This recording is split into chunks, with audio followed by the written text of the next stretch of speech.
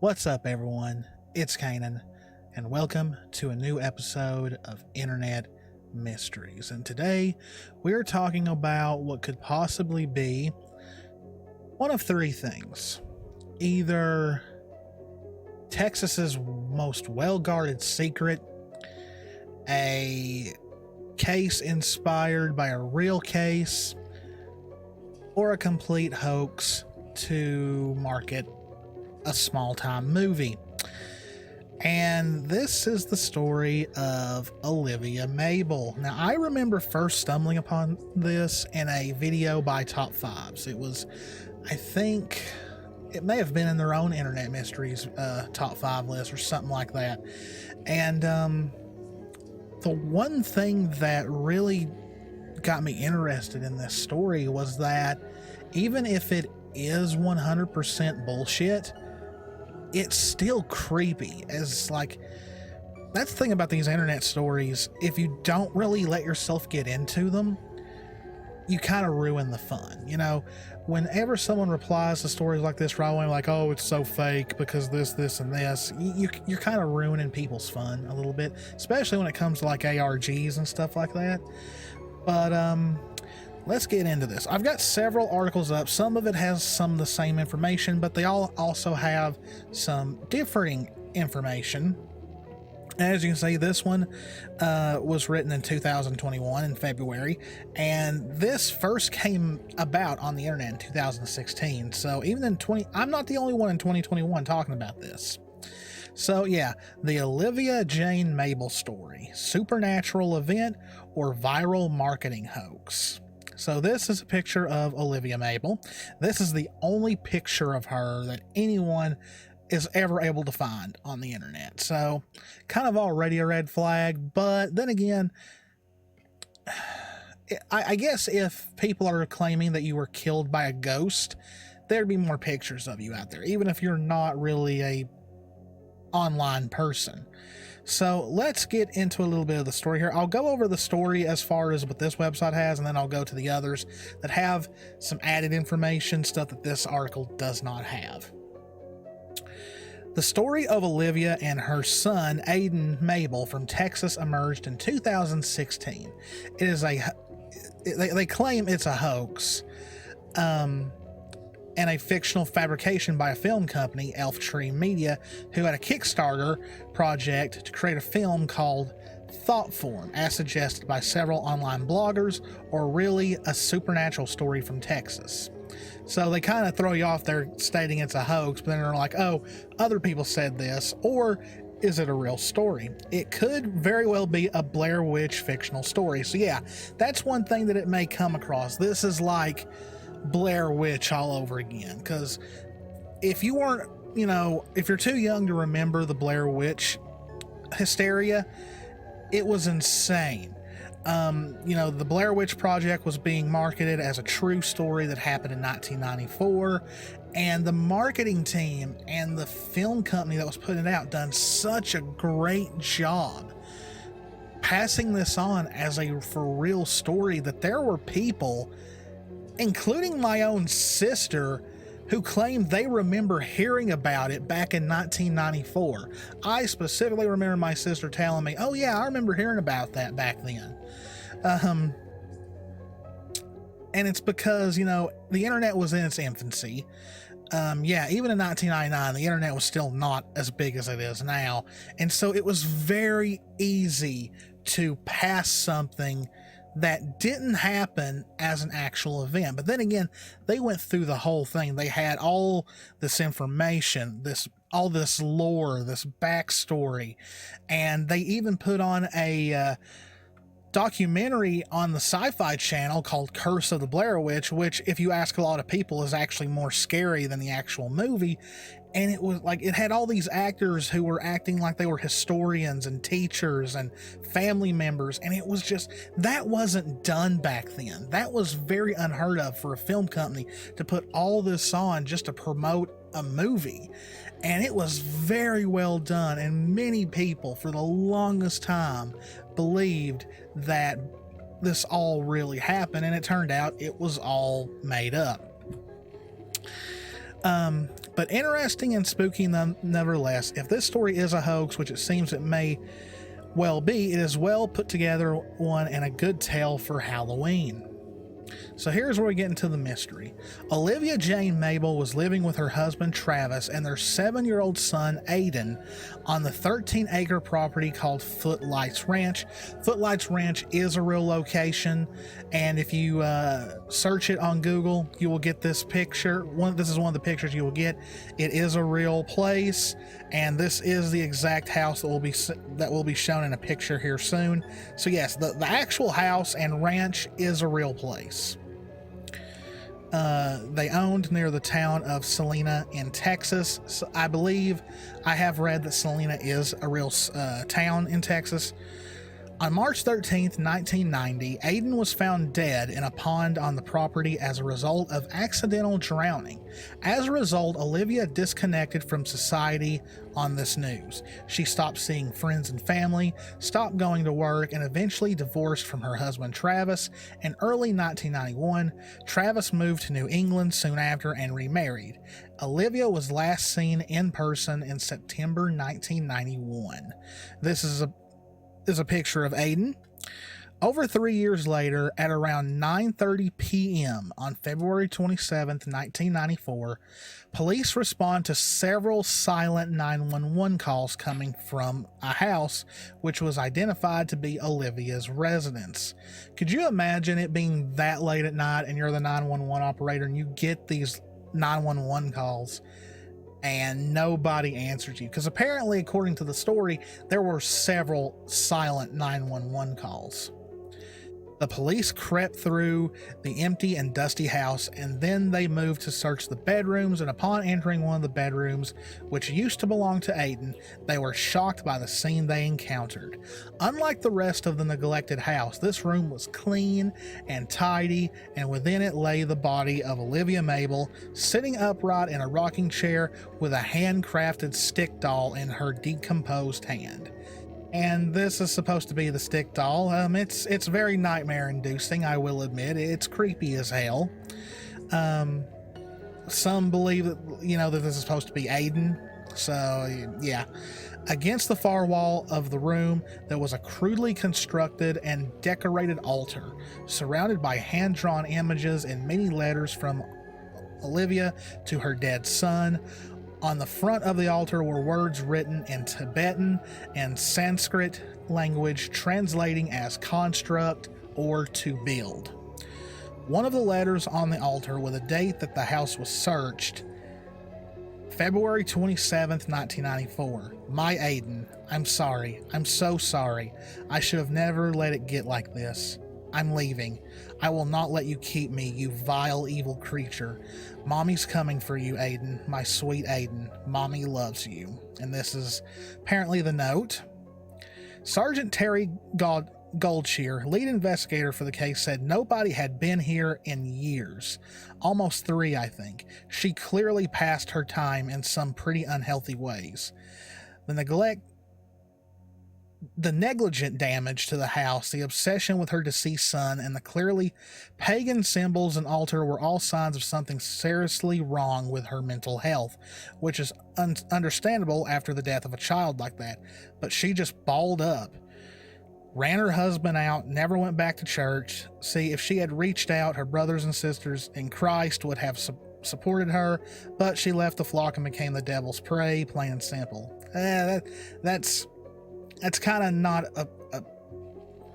a cop's place to say. That's kind of that's really out there. The first officer on the scene, Francesca Santiago, described the scene on entering the house. I spent a lot of time in El Paso and had an uncle that was into some really dark occult stuff. I recognized it immediately. When I walked into the room, I saw the symbols and the photos on the altar, and I felt a strong, angry presence looming over me. It was honestly the last thing I expected to see in this town. One of the oddest parts for me is the date on the last letter we found, dated the very day we kicked that swollen door down. The city concluded that she post-dated everything, but I don't believe she was alone in that house, and I don't believe her spirit wasn't still in the room with us that night. But then, that makes me the crazy one, right? So this right here is a picture of what is supposed to be the altar. And as you can see, it looks very... it's out there for sure. You're going to see a bunch of notes and all that. I believe this is a baseball glove.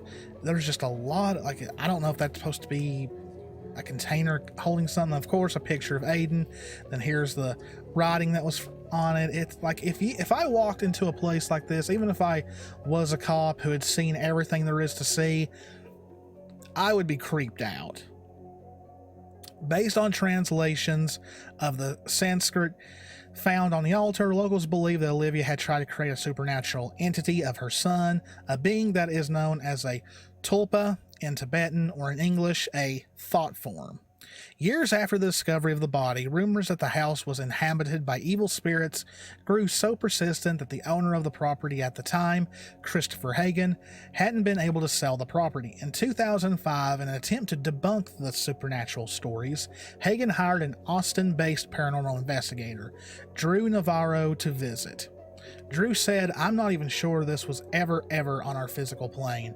In the hundreds of locations I've studied, I've never felt an opposing force I couldn't breathe. My heart was constantly racing. Its energy kept changing, but none of it felt inviting. Whatever is in there, it is extremely possessive and behaves so erratically, like a jealous child throwing a tantrum. As far as I'm concerned, that house and that entire property should be avoided. It needs a serious intervention because I'm not sure what we're dealing with." The case was closed with no clear explanation of what had happened in the house and what had killed Olivia. Okay, so that is pretty much the story in very, pretty much A to B detail.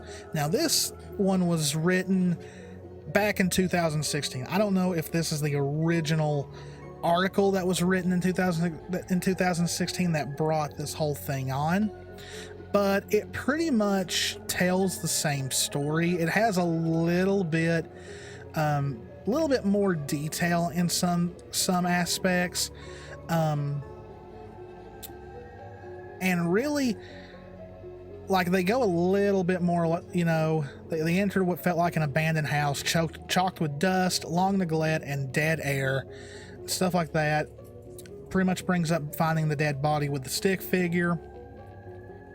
It says right here, upon the altar, a trunk covered with a child's bedsheet was a photo of Aiden, hand-drawn images of Aiden, a profusion of messages handwritten to Aiden by Olivia, personal possessions of his including a baseball glove, teddy bear, and a pair of shoes, an urn containing ashes, candles, flowers. Affixated to the front of the altar were ceremonial writing in a language lead investigator Terry Gulchier didn't recognize, which turned out to be Sanskrit. The writing translated to English as construct or to build. So a little bit more detail on what was actually on the altar. That is a really creepy hand drawing. And yeah. So it brings up the tulpa again, which means thought form. It says a tulpa is described as a being created through sheer spiritual or mental discipline alone, or magic formations generated by a powerful concentration of thought. It says right here, one picture's a diphonious haze of thought shaped and compressed down into tangible form and given autonomous life by the intense concentration, willpower, even the desperation of the creator. And it brings up once again that the note that they found was dated the very same day they discovered her body, even though she had been dead for weeks or months. And and here's the picture of that. Like, every time I have seen this house or this case on the internet, they always use this very same picture of this house. It looks very old, like it was taken like in the 90s. It says, had the tulpa Olivia created in Aiden's image gotten out of control, turned evil, and who or what placed the silent 911 calls from the house that evening? Belgian-French explorer, spiritualist, and Buddhist Alexandra David Neal observed tulpa creation in the 20th century Tibet and wrote in Magic and Mystery in Tibet, once the tulpa is endowed with enough vitality, to be capable of playing the part of a real being, it tends to free itself from its maker's control. This, say, Tibetan occultist, happens nearly mechanically, just as a child, when his body is completed and able to live apart, leaves its mother's womb. Okay, so yeah. All right, so here we talk about the Thought Form project. Pretty much as it says right here. As stated earlier, the story is being told in short horror movie format by the folks at Elf Tree Media, who have an intriguing Kickstarter project in the works with a rather modest goal of raising $10,000 to make the film called Thought Form. They seem to have an excellent team together for the project, and given the incredible story, I hope we get to see what they come up with. I don't know if the movie was ever completed, but they're playing it off that this movie is based on this story. So the next one is on a Tumblr called Hooky Spooky Dumb Shit. And, it says, who killed Olivia Mabel? Who made her up? And, it just goes on, in early 2016, the internet became inundated with thousands sharing the tragic story of Olivia Jane Mabel, a Texan mother who was reportedly found dead in her home, seated in front of a shrine dedicated to her deceased son, Aiden Travis Mabel. So it pretty much tells the whole story, Aiden dying in a drowning, Olivia shutting down, her and her husband getting divorced, all of that, the discovery, the note, all that. A little bit closer picture of the altar. That is such a creepy drawing. Now this one actually has the investigative report. I cannot read this. The handwriting is just really, really, if I was this guy's superior, I'd be like, bring it back when it doesn't look like chicken scratch. But goes more about the thought form or the tulpa. Now here's the question, but did any of it happen? This is where we get a little hoaxy. While many actively believe or want to believe the bizarre story of Olivia Mabel, many have come to the conclusion that the whole story is a viral hoax or marketing for a movie in the works. Here is what is currently known. No obituaries or death certificates under the name Olivia Mabel, Olivia Jane Mabel, or the maiden name listed on the Aiden Mabel death certificate, Olivia Renee Harper. So nothing exists for that at all. But a death certificate for an Aiden Travis Mabel Jr. does exist. But it's it's not been authenticated. It's unverified if this is a legit death certificate or if it was made for this whole project. I don't know anyone that could authenticate it or anything, but it says it lists Aiden's date of birth as January 18th, 1983, and the date of death as March 13th, 1990. The cause of death is listed as death by misadventure, a common term used for accidental deaths when only the deceased party was involved. It says Aiden's death certificate is signed by Jackson Roten Earl, the supposed undertaker, which it says there is a Roten funeral home in a place called Carlton, Texas. It is located around 40 minutes driving away from Salina and is in a different county than Salina. Even so, it is still possible that the body was taken to Roten, but whether Jackson Roten Earl ever existed is unknown. Salina, Texas exists, but the address of the residence has been redacted from the few documents related to this case. Some reports claim that the home is now owned by one Christopher Hagen and has been put up for sale and has been on the market for 22 years. There are no current listings that fit the description of the Mabel's 13-acre ranch with a pond in the backyard in Salina, Texas, built before 1990. Though, like I said, the actual name of this ranch does exist and there are pictures of it online, so I think they didn't realize that when they wrote this. No family members of the Mabels have ever been interviewed or contacted for information or insight into this case. Travis Mabel is possibly the most undocumented person in the story. Some report that he moved to New England and remarried before Olivia was found, but no records or social media accounts can be linked to anyone that fits his age, name, or background. Tulpas exist and are integral parts of certain mythic practices, but there is no evidence that tulpas conjure evil entities that feed on energy, nor is there evidence that Olivia had any knowledge of mystic practices. It is reported that before her reclusive period, she was an avid Christian churchgoer, but loss and grief will, you know, can affect you to the point where you will try stuff that you never would had beforehand. There are also very few pictures of those at the center of the story. Only one picture of Olivia is ever shown, and only one photo of Aiden is used in articles about the Mabels. There are no pictures of Travis.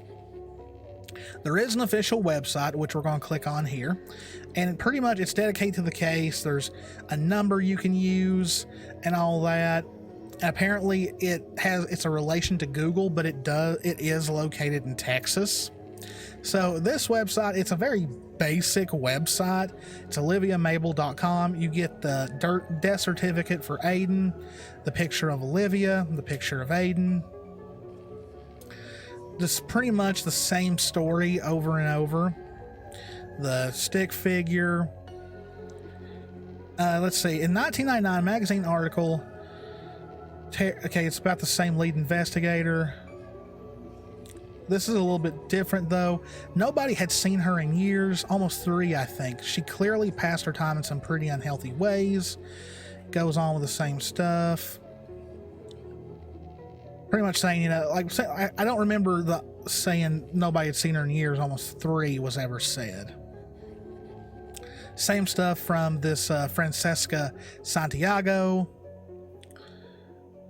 The people who have read into the case have their own theory of what happened to Miss Mabel based on translations of the certificate found on the altar. Local legend now holds that she might have created an entity of her son, a sentient being based in Tibetan Buddhism, created through the power of the practitioner's thoughts. It is known in Tibetan as the tulpa, or in English as a thought form. So,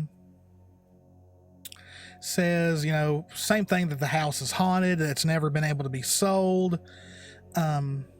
Pretty much about the paranormal investigation.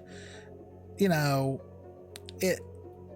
it's pretty much the same stuff. Like, there's no newer information besides this basic story. Here's the investigation report again, the note that she left, picture of the house, more of the altar. There's the baseball glove, once again with a very creepy hand-drawn image, more stuff. That looks creepy. I don't know what to make of that.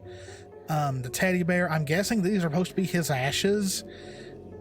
Yeah, and like just some stuff, like it's claimed to be like press conferences you can listen to, and radio interviews and all that about, you know, supposedly from these actual people who took part in this case. So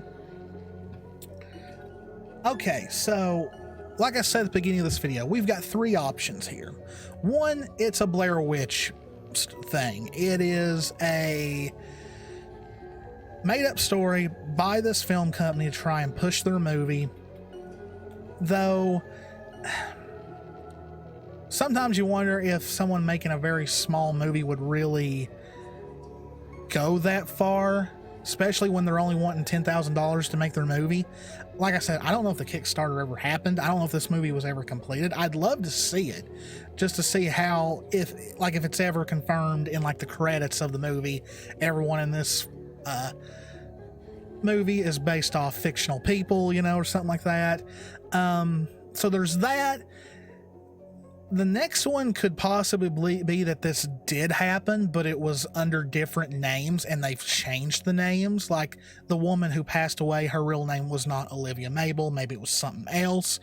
Because there are some cases of where ghosts have either succeeded in killing someone or tried to. The most famous case of a ghost successfully killing someone is, of course, the tale of the Bell Witch, which happened right here in Tennessee. And then another famous case where there was an entity that was very violent, very malevolent, that it tried to kill one of the investigators, was the San Pedro haunting, where investigator Jeff Wheatcraft was almost hung in an attic by a spirit. So it's not out of the realm of possibility that this somehow in some form could have happened, that a distraught mother tried to bring her dead son back and summoned something that was not very nice, that maybe tricked her into thinking it was her son. And then the most out there and most very not likely is that this did happen, but it's being like kept hush hush. Like maybe, I don't know if this town is like one of those very small towns where they try and keep everything hush. The families don't want to talk about it, and this Travis guy just doesn't want anything to do with it, so he doesn't, you know, who knows, he might have changed his name.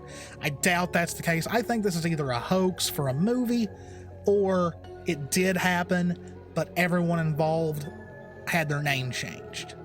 That's personally what I think might have happened here. But at the end of the day, it's an internet mystery. Who knows if it'll ever be 100% solved, or, like I said, I've not seen the movie. Maybe at the end of the movie they come out and say this is all based off fiction. I'd have to see the movie. But at this time, I'm going to say it's either for the movie or it did happen, but things have been embellished for the movie and the names have been changed. But that's all I've got for this one. If you guys enjoyed it, please click that like button, leave me a comment, tell me what you thought, and consider subscribing. We're trying to get to 500 subscribers before the end of 2021. As always, guys, this is Cannan. Me and Jess love you all very, very much. Stay safe out there. Take care of yourselves, and I'll see you in the next one. See ya.